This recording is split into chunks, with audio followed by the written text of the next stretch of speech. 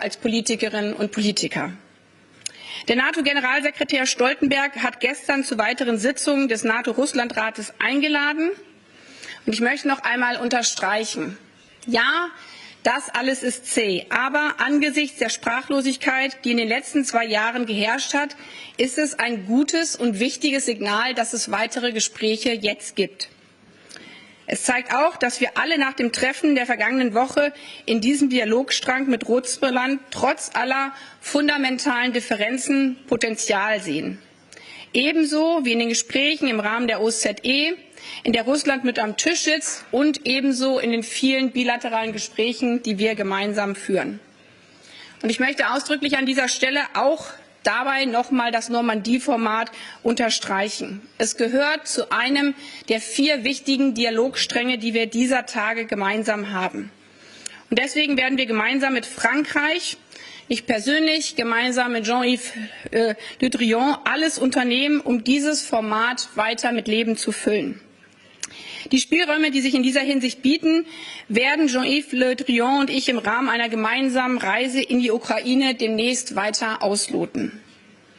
Lieber Tony, auch über den Iran und das JCPOA haben wir heute gemeinsam gesprochen. Und auch bei diesem Thema ziehen wir gemeinsam an einem Strang. Leider müssen wir auch hier feststellen, dass bei den laufenden Verhandlungen in Wien Kernfragen im Nuklearbereich sowie mit Blick auf die Aufhebung von Sanktionen weiter ungelöst sind. Parallel dazu baut Iran sein Atomprogramm weiter konsequent aus. Das Zeitfenster für eine Lösung schließt sich immer weiter. Die Verhandlungen sind nun in einer entscheidenden Phase. Wir brauchen hier ganz dringend Fortschritte. Sonst gelingt es uns nicht, gemeinsam eine Übereinkunft zu erzielen, die einen ausreichenden Mehrwert in der zentralen Frage der Nichtverbreitung bringt. Natürlich gab es viele andere Themen am heutigen Tag auch nur, aber die Zeit, die ist sehr knapp. Ich bitte daher gleich auch um Verständnis mit Blick auf weitere Fragen, dass der Zeitplan meines amerikanischen Kollegen sehr eng geknüpft ist. Auch das Thema China spielte natürlich bei unseren Gesprächen eine Rolle. Ich habe heute Morgen selber ja auch erstmalig mit meinem chinesischen Amtskollegen zumindest über Video meinen sozusagen virtuellen Antrittsbesuch gemacht. Auch da haben wir viele große Themen, wo wir eigentlich wahnsinnig gut zusammenarbeiten könnten, sei es beim Klimaschutz, sei es bei der Bekämpfung der Pandemie. Aber auch in der Kooperation mit China muss klar sein, dass diese nur auf Basis des internationalen Rechts und fairer Bedingungen erfolgen kann. Und dazu zählen auch die Menschenrechte. Lieber Tony, ich danke dir noch mal sehr, dass wir uns heute erneut wiedersehen konnten, für den vertrauensvollen und ausgezeichneten Austausch und alles Gute für die nächsten Tage. Thank you.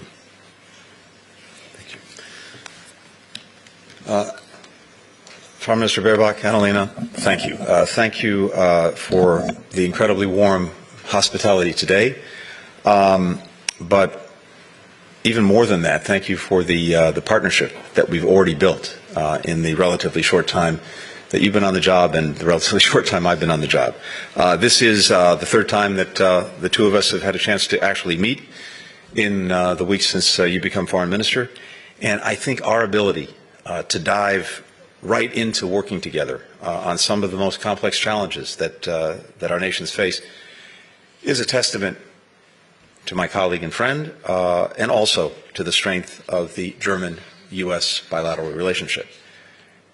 That relationship runs much deeper than any single issue or set of interests and commitments. Above all, we are bound together by what we care about and how we engage in the world.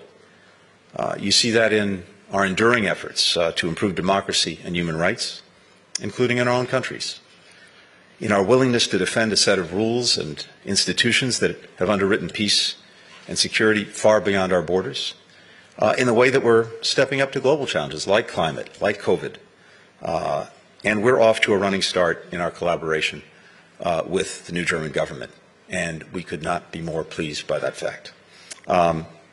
As you know, yesterday, and as Annalena mentioned, I was in Kyiv to meet with President Zelensky, Foreign Minister Kuleba, and from here, Berlin, we head on to Geneva, where I'll see our Russian counterpart, Foreign Minister Sergei Lavrov. And this trip comes on the heels, as Annalena says, of a week of very intense diplomacy when it comes to Russia. Across all the engagements with Moscow last week, our collective aim, the goal that we share, was to seek a diplomatic path to de-escalate tensions caused by Russia's massing of troops along Ukraine's borders, to deter and prevent a further Russian invasion or destabilization of Ukraine, and to address legitimate security concerns put forward by Russia, by the United States, by Europe, through dialogue, not through aggression. This is, of course, part of a larger and enduring goal of the United States and Germany and our allies, upholding the international rules that have provided the foundation for decades for peace, for security, for prosperity in Europe and beyond. In last week's meetings, we were firm in our principles and clear about the areas where we can make progress with Russia if it chooses to engage. Our discussions with Russia were frank and direct, and they gave us, our allies and partners, things to consider. They gave Russia things to consider too. So we're here now to consult and coordinate with allies and partners about how to proceed. That's what we did yesterday in Kyiv with our Ukrainian partners, and it's what Annalena and I did today with our counterparts from the United Kingdom and France. And it will be central to my meeting that I'm honored to have with Chancellor Scholz this evening. All of these engagements are part of wide-ranging, ongoing consultations with our European allies and partners, more than 100 in recent weeks alone, including with Ukraine, NATO, the European Union, the OSCE, the Bucharest Nine, as well as many bilateral conversations with individual countries, to ensure that we are speaking and acting together with one voice when it comes to Russia. That unity gives us strength, a strength, I might add, that Russia does not and cannot match. It's why we build voluntary alliances and partnerships in the first place. It's also why Russia recklessly seeks to divide us. And it's why, in my meeting tomorrow with Foreign Minister Lavrov, I'll be able to represent a shared view, a shared preference on the part of the United States and our European allies and partners for finding a diplomatic path forward to de-escalate this conflict. Even as we're relentless in pursuing this diplomatic path, we'll continue to make very clear that if Moscow chooses the path of further aggression, we will impose swift and massive costs. On this, too, we're united. Chancellor Scholz made that clear a few days ago when he said that Russia would bear high costs for such an escalation. So did our British and French counterparts earlier today. And it's the same message that we've heard from the G7, from NATO, from the European Union, among others. The United States will continue to take the interests of all of our partners, Germany, other European allies, into account as we proceed. And not only take them into account, but working actively together to make sure that our common interests are represented and accounted for. Annalena and I also reaffirmed the commitment that Germany and the United States made in July to work together to support Ukraine's energy security and prevent Russia from using energy as a weapon. And we talked about the status of the Nord Stream 2 pipeline, which the United States has long opposed. It's also worth noting that gas is not flowing through Nord Stream 2 yet, which means that the pipeline is leverage for Germany, the United States, and our allies, not Russia. That's undoubtedly something that Moscow is weighing as it considers its next move, particularly given the strong statements countries have made about the serious consequences Russia will face if it commits further aggression against Ukraine. So, we're at a decisive juncture. We cannot choose the path for Moscow, but we can make crystal clear the stark consequences of that choice. Positive on the one hand, if we pursue dialogue and diplomacy, but very negative on the other hand, if Russia chooses the path of aggression. No matter which path Russia chooses, it will find the United States, Germany, and our allies united. We know that Germany has significant connections to Russia, and that Germany, like the United States, seeks a stable, predictable relationship with Russia. That's in all of our interests. Finally, in our meeting earlier today with the Quad, with Germany, the UK, France, and the United States, and as well EU High Representative Josep Borrell, we focused, as Annalena said, on the ongoing talks with Iran about a mutual return to full implementation of the JCPOA, the Iran nuclear deal. And we are indeed at a decisive moment. We can bring these talks to a successful conclusion and address the core concerns of all sides, but time is running out. If a deal is not reached in the coming weeks, Iran's ongoing nuclear advances, which resumed after we withdrew from the agreement, will make it impossible for us to return to the JCPOA. So we discussed in detail how we can reach an understanding in Vienna and what we'll do if Iran rejects a mutual return to compliance and full implementation. It was a very productive discussion. And so we face a number of serious and pressing challenges. As Annalena said, we discussed other things. I should mention as well that we focused together on what our countries can do to help bring COVID to an end this year in 2022. But it's precisely these times that remind us why we need steadfast allies and partners, and how much stronger we are when we confront the challenges we face together. Thank you.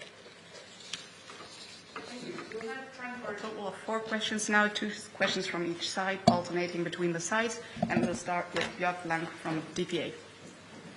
Frau Ministerin, Herr Minister, Sie haben viel von Deeskalation gesprochen. Nun gibt es Vorwürfe und Kritik, dass Waffenlieferungen der USA und von Großbritannien direkt vor dem Gespräch von Herrn Blinken mit Herrn Lavrov zur Eskalation und nicht zur Deeskalation beitragen könnten. Was sagen Sie zu diesen Vorwürfen? Und wenn Sie erlauben, eine kurze innenpolitische Frage, Frau Ministerin. Die Berliner Staatsanwaltschaft ermittelt wegen des Anfangsverdachts der Untreue gegen den gesamten Grünen Vorstand. Da sind Sie auch betroffen. Belastet das Ihre Arbeit als Außenministerin? Danke. Erstmal zur inhaltlichen Frage. Der wirksamste Hebel, den wir haben, um der Ukraine den Rücken zu stärken, das haben wir beide gerade noch mal sehr, sehr deutlich gemacht, ist das unmissverständliche und vor allen Dingen einstimmige Bekenntnis der EU, der G7, der NATO, dass jede weitere Aggressivität einen hohen Preis hätte, wirtschaftlich, politisch und vor allen Dingen auch strategisch. Und deswegen führen wir beide ja intensiv diese Gespräche in diesen Tagen. Und deswegen werden wir uns auch in den nächsten Tagen dauerhaft darüber austauschen, wo wir stehen bei den Gesprächen. Und Sie wissen, Deutschland hat eine Tradition der besonderen Zurückhaltung beim Export von Rüstungsgütern in Konfliktgebiete. Wir haben aber auch in der Vergangenheit gemeinsam mit Blick auf die unterschiedliche Haltung der unterschiedlichen Partnern bei diesen Fragen unterschiedliche Verantwortung wahrgenommen, wie zum Beispiel, dass wir im Ausbau des Militärkrankenhauses unterstützt haben. Vielleicht machen wir erst noch die Antwort von Herrn Blinken und dann komme ich auf Ihre weitere Frage nochmal zurück. Thank you. Let me start by saying this. It is remarkable in some ways the extent to which, over time, President Putin's actions have precipitated exactly what he says he wants to prevent.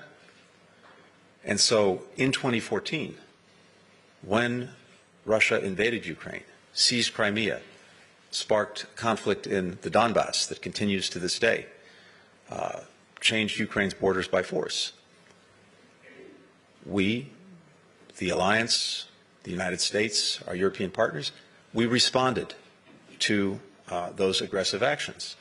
Part of that response was to provide defensive military assistance to Ukraine, to do our best to help ensure that if Russia continued its aggression or renewed its aggression at some later date, that Ukraine would have the means to defend itself. And so the idea that the provision by the United States, by European countries, by NATO of defensive military equipment to Ukraine is somehow provocative or cause for Russia's actions has the world upside down. All that we're trying to do is to make sure, to the best of our ability, that, as I said, Ukraine has the means to defend itself, and that might perhaps deter further aggression by Russia. Zu der anderen Frage habe ich mich im vergangenen Jahr ja bereits geäußert.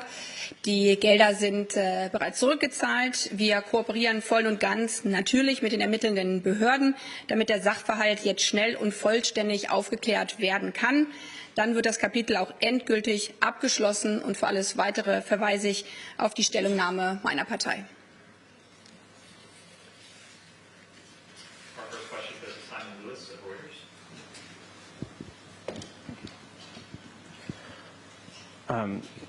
Thank you. Secretary Blinken, firstly, President Biden said yesterday that if Russia were to only make a minor incursion into Ukraine, there are some differences with allies on how you would respond.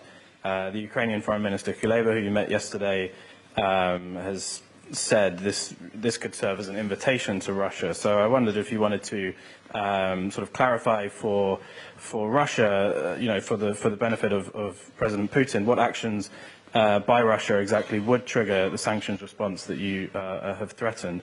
And just quickly, I would wonder if you could respond to French President Macron's comment yesterday that the Europeans should have their own dialogue with Russia. Does that undermine the united approach you're trying to build? And to Foreign Minister, I wonder if you could respond on the issue of whether you're in agreement with the US on how you might respond to Russian actions that don't constitute a full invasion of Ukraine. Are the German people willing to bear the costs of harsh sanctions on Russia if troops haven't actually been sent into Ukraine?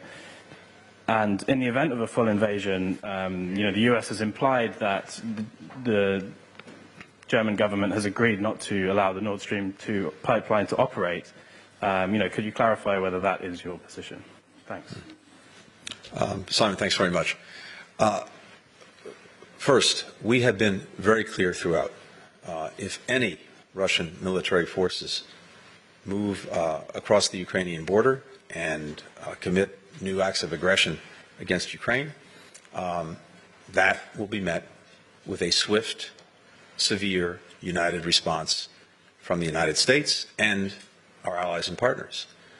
And again, I refer you to the many very clear and declarative statements made by the G7, the leading democratic economies in the world, by NATO and by the European Union, among others. We also know from long experience that Russia has a lot of tools in its playbook. Some of them short of outright military action, destabilizing action, hybrid attacks, paramilitary tactics. And indeed, we've been talking about many of these with our allies and partners throughout, looking at every possible scenario that Russia could use and pursue in order to, in some way or another, commit renewed aggression against Ukraine, destabilize it, and take any number of actions. And in each of those scenarios, we've been working very closely together to make sure that we effectively define our coordinated response. And that's exactly what we've been doing, and I think doing that very effectively. When it comes to sanctions, again, all of our countries have been clear about the massive consequences that Russia would face for renewed aggression. We have different authorities in our different countries that we have to look at. There will no doubt be, if these sanctions prove necessary, a division of labor, but everything will be complementary and mutually reinforcing and closely coordinated. Ja, zu Ihrer Frage auch an mich an dieser Stelle kann ich nur unterstreichen, was Tony Blinken bereits gesagt hat, dass wir in einer absolut engen Abstimmung mit Blick auf gemeinsame Sanktionen sind, weil wir hier auch mit Blick auf die Sicherheit der Ukraine bei einer absolut gemeinsamen Einschätzung der Lage, aber eben auch der Reaktion sind. Und das gilt auch für Sanktionen. Ich möchte an der Stelle auch noch mal deutlich machen, dass Sanktionen vor allen Dingen dann ihren Effekt erfüllen, wenn sie sie wirksam sind. Und deswegen gilt es auch mit Blick auf das, was man an Sanktionen ergreifen kann, im wirtschaftlichen Bereich, im finanziellen Bereich genau zu prüfen, was sind vielleicht nicht nach außen das, was am härtesten klingt, sondern die wirksamsten Sanktionen, die dann auch wirklich Wirkung entfalten, und zwar nicht gegen einen selbst, sondern gegenüber Russland, sollte es zu einer weiteren Eskalation kommen. Und da sind wir im Austausch mit G7, wie Tony Blinken bereits gesagt hatte, aber auch eben im Austausch mit der Europäischen Union und bilateral zwischen Europa und den Vereinigten Staaten von Amerika. Und wir haben ja beide, sowohl in Washington DC, aber auch zu anderen Anlässen immer wieder unterstrichen, dass zu diesen Fragen von Sanktionen und vor allen Dingen zu den Fragen von ernsthaften Konsequenzen, wirtschaftlichen Maßnahmen eben auch die Frage Energie gehört. Tony Blinken hat gerade, das zeigt hier, glaube ich, auch den sehr engen Austausch unserer beider Regierungen und nicht nur zwischen uns als Außenministerin und Außenminister, sondern der gesamten Regierungen deutlich noch mal betont, wie sich auch der deutsche Bundeskanzler gerade dazu noch mal geäußert hat, dass, wenn es zu einer weiteren Eskalation kommen sollte, alle Maßnahmen auf dem Tisch liegen. Und daran hat sich logischerweise in den letzten 24 Stunden nichts verändert. Mr. Krüger of Süddeutsche Zeitung will have the next question. Vielen Dank. For Secretary Blinken, I'm over here, sorry. The State Department characterized the fact that you're going to meet Sergei Lavrov tomorrow as an indication that the Russians could be willing to take the diplomatic ramp-up that you were talking about. The President in the night has said that he's under the, assuming that President Putin will invade Ukraine. I would like to know if you share the President's assessment, and if I may, regarding the Normandy format, are you going to recommend to your colleague Sergei Lavrov to engage in that format, and is the US willing to join that format? Und für Frau Außenministerin Baerbock, haben Sie heute nochmal über neue Impulse im Rahmen dieses Normandie-Formats auch mit Ihrem französischen Kollegen sprechen sollen können? Gibt es da schon weitere konkrete Pläne, wie diese Gespräche fortgeführt werden können? Thank you very much. Let me take the second part of your question first with regard to the Normandy format. The United States fully supports it. And we have made that clear to Russia, and I'll reiterate that tomorrow when I see Foreign Minister Lavrov, as well as to Ukraine. And we've simply said that if there's anything that we can do to support that effort, to further facilitate it, we're ready at any time to do that. Not by joining the Normandy format, but again, supporting, facilitating, communicating if that's helpful. And our hope is that the different parties will engage meaningfully and productively, because that is the single best way to implement the Minsk agreements, which really are the solution, the agreed solution by both Russia and Ukraine to the situation in the Donbass, and ultimately the best way for Ukraine to get its eastern border back. Second, with regard to President Putin and his intentions, what I heard President Biden say yesterday is that he doesn't believe that President Putin has yet made up his mind, and our task is, together, through all of the work that we've been doing, to make clear the different options that President Putin actually has before him. Dialogue and diplomacy on the one hand, conflict and consequences on the other hand, to hopefully deter and dissuade him from renewing his aggression against Ukraine. Tomorrow, when I have a chance to see my Russian counterpart, I think it's a good opportunity because since this last week of very intensive discussions with Russia in the strategic stability dialogue between the United States and Russia, the NATO-Russia Council, the OSCE, we've all had an opportunity to think about what we heard from each other.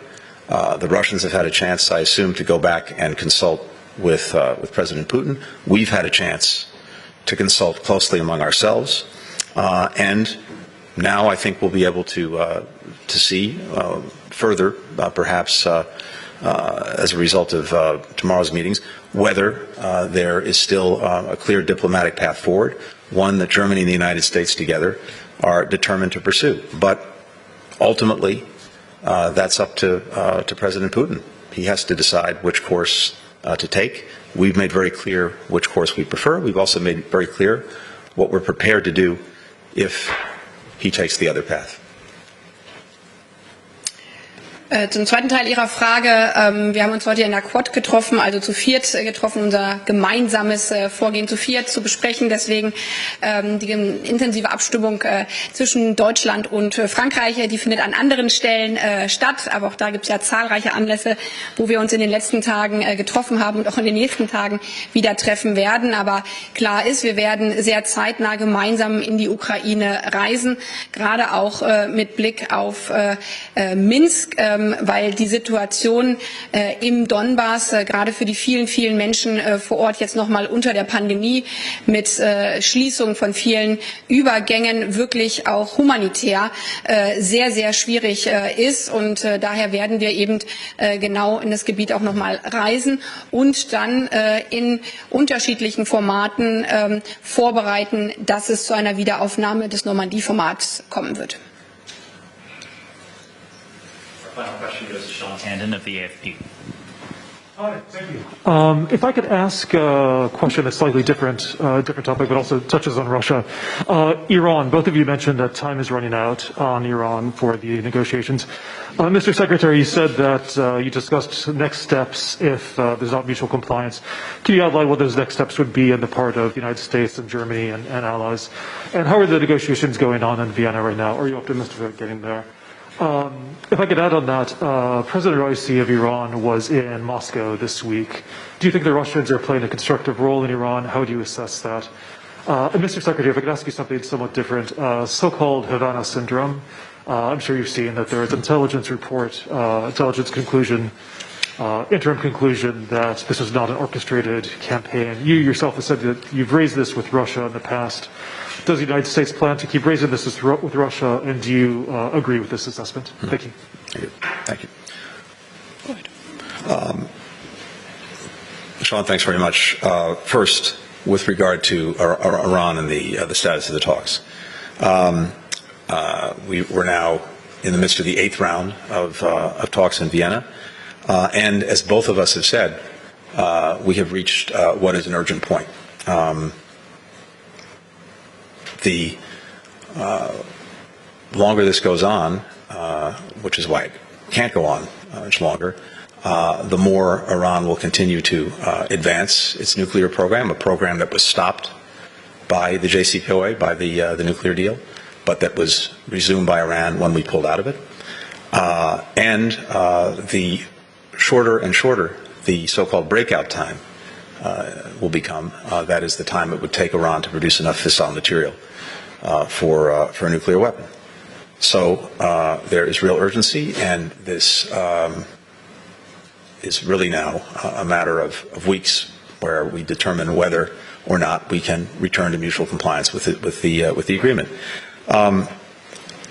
My own assessment, talking to all of our colleagues, is that returning to mutual compliance it remains possible. We've seen, I would say, some modest progress in the last couple of weeks in the talks, but we are not where we need to be, and if we don't get there very soon, we will have to take a different course. And yes, indeed, we discussed exactly that today with our allies and partners. We did that in the Quad with Germany, with France, with the United Kingdom, and we discussed together the steps that we would take together if Iran refuses to return to compliance with the agreement on terms that are acceptable to all of us. Second, with regard to the anomalous health incidents that you refer to, look, I have no higher priority as Secretary than the health and safety of all of our colleagues and their families. That's something that I take as my highest responsibility, it's also a responsibility that is felt across the entire United States government, starting with the President, all of my colleagues in the Cabinet, across multiple agencies. And we have been working overtime to try to understand what happened, who might be responsible, and at the same time to do everything we can to care for our colleagues who've been affected and to protect people. I've talked directly, face-to-face, on the phone, by video, with colleagues from the State Department around the world who have been affected, who have reported real experiences, real suffering, real symptoms. And when you talk to people, when you hear them, when you hear what they've been through, there is no doubt in my mind but that they have had real experiences, real symptoms, and real suffering. And we are going to continue to do everything we can with all the resources we can bring to bear to understand, again, what happened, why, and who might be responsible, and we are leaving no stone unturned. Meanwhile, as I said, we are also very focused on caring for anyone who has experienced a health incident.